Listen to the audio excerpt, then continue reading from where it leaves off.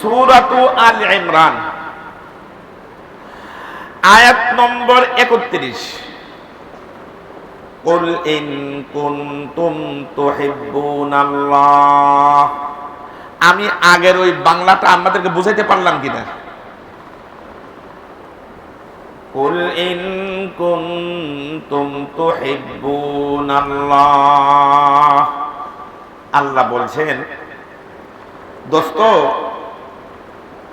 আপনি বলে দেন, ইন কুনতুম তুহিব্বুনাল্লাহ, তোমরা যদি আল্লাহকে মুহাব্বত করতে চাও,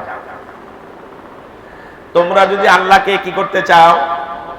মুহাব্বত করতে চাও। আমরা সকলেই আল্লাহকে মুহাব্বত করি না?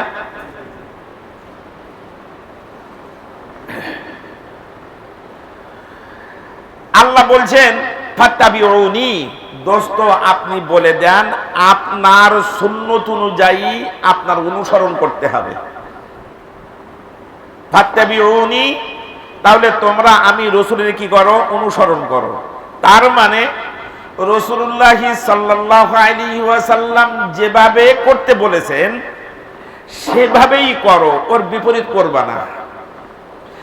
তাহলে রাসূলুল্লাহ সাল্লাল্লাহু আলাইহি ওয়াসাল্লামের যদি কেউ অনুসরণ করে তাহলে মুহাব্বত হবে কার?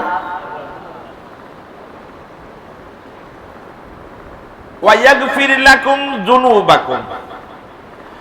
আর রাসূলের ইত্তেবা করলে, অনুসরণ করলে আল্লাহ বলছেন ইয়াগফির লাকুম যুনুবাকুম, আল্লাহ তোমাদের জিন্দেগীর গুনাহগুলোকে মাফ করে দেবেন।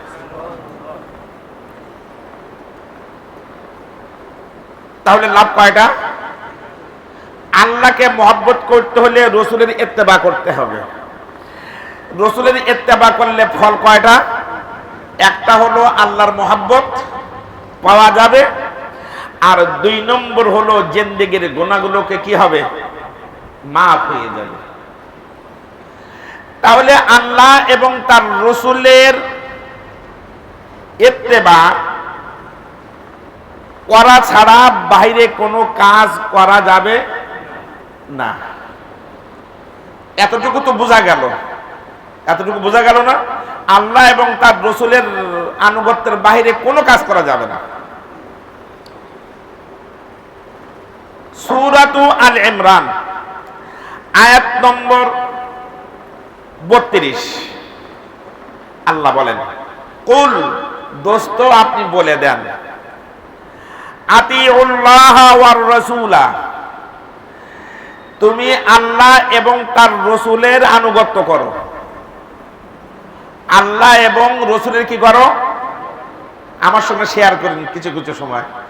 আল্লাহ বলছেন, দোস্ত আপনি বলে দেন আপনার উম্মতদেরকে, আতিউল্লাহ ওয়ার রাসূলা, আল্লাহ এবং তার রাসূলের আনুগত্য করো। আনুগত্য করলে লাভ দুইটা গেছে কিন্তু আগে। ফাইন তাওয়াল্লাউ, যদি আল্লাহ এবং আল্লাহর রাসূলের অনুগত্য থেকে মুখ ফেরায় নাও, তুমি যদি অন্য পথে চলো, কয় না এই পথটা ভালো, আল্লাহ এই পথটা চলতে বলেছেন, এই পথের থেকে এই পথটা ভালো, যদি আমি আমার মন গড়া মন্তব্য নিয়ে আল্লাহর রাসূলের এবং আল্লাহ এবং তার রাসূলের আনুগত্য থেকে মুখ ফেরায় নেই, কথাকে বুঝে আসছে তো? এতটুকু বুঝে আসছে তো?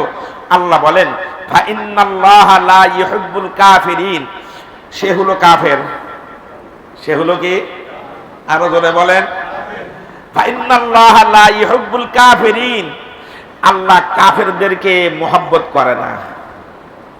আল্লাহ কাফেরদেরকে, ফাইন তাওয়াল্লাউ, আবারও বলছি ফাইন তাওয়াল্লাউ, আল্লাহ বলছেন তুমি আল্লাহ এবং তার রাসূলের আনুগত্য থেকে যদি মুখ ফেরায় নাও, যে কাজটা রাসূল করেন নাই ওই কাজটা যদি তুমি করে দেখাও নিজের চেয়ার ঠিক রাখার জন্য, আল্লাহ বলেন তুমি কাফের। আল্লাহ বলেন কি? ফাইন্নাল্লাহা লা ইউহিব্বুল কাফিরিন, কারণ মুখ ফিরিয়ে নেয় কারা? যারা কাফের। মুখ ফিরিয়ে নেয় কারা? আমি কিন্তু কোরআনুল কারীম থেকে অর্থ শোনাচ্ছি, আমি আমার ব্যক্তিগত মত বলছি না। আবার যেন মসজিদের বাইরে গিয়ে তরজমাটা উল্টোভাবে করেন না। ফাইন তাওয়াল্লাহ, মুখ ফিরায় নিলে পরে সে কাফের, কারণ কাফেররা রসুলকে মানে না। কাফেররা কারে মানে না? আপনাদের জানা আছে, তারপরও আপনাদের বিবেকের মধ্যে একটু হরকত দিচ্ছি, আকলে একটু হরকত দিচ্ছি। কাফেররা আল্লাহকে মানে না, আল্লাহ রসুলকে মানে না। রসুল যদি এভাবেই বলেন তো কাফেররা চলে আরেক ভাবে। ফাইন তাওয়াল্লাহ, ফাইন্নাল্লাহা লা ইউহিব্বুল কাফিরিন, কাফিরিন তো বোঝেন। ফাইন্নাল্লাহা, নিশ্চয় আল্লাহ তাআলা, লা ইউহিব্বুল কাফিরিন, মহব্বত করেন না কাদেরকে? কাফেরদেরকে। আল্লাহ কাফেরদেরকে কি করে না? মহব্বত করে না। তাহলে এই দুইটার অর্থ তো বুঝতে পারলাম। আল্লাহ এবং আল্লাহ রসুলের কথা যদি না মানা হয় তাহলে ও কি? জোরে বলেন, কাফের। সূরাতুন নূর আয়াত নম্বর 52 আল্লাহ বলেন, ওয়া মান ইউতিইল্লাহা ওয়া রাসূলাহু ওয়া ইয়াখশাল্লাহা ওয়া ইয়াত্তাকিহি ফাউলাইকা হুমুল ফাইজুন। আল্লাহ বলছেন মুখ ফিরায় নিও না, তোমাদের জন্য অনেক সফলতা আছে।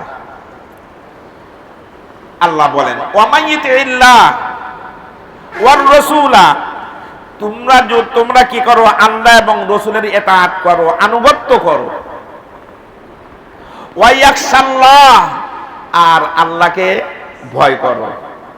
ওয়া ইয়াখশাল্লাহ, কাকে ভয় করো? আবারও বলি, ওয়া মান ইউতিইল্লাহা ওয়া রাসূলাহু ওয়া ইয়াখশাল্লাহ, যে ব্যক্তি আল্লাহ এবং আল্লাহর রাসূলের আনুগত্য করবে, ওয়া ইয়াখশাল্লাহ, ভয় করবে কার? দুনিয়ার কোন মাখলুকের ভয় করে না, একমাত্র মনের মধ্যে ভয় আছে কার?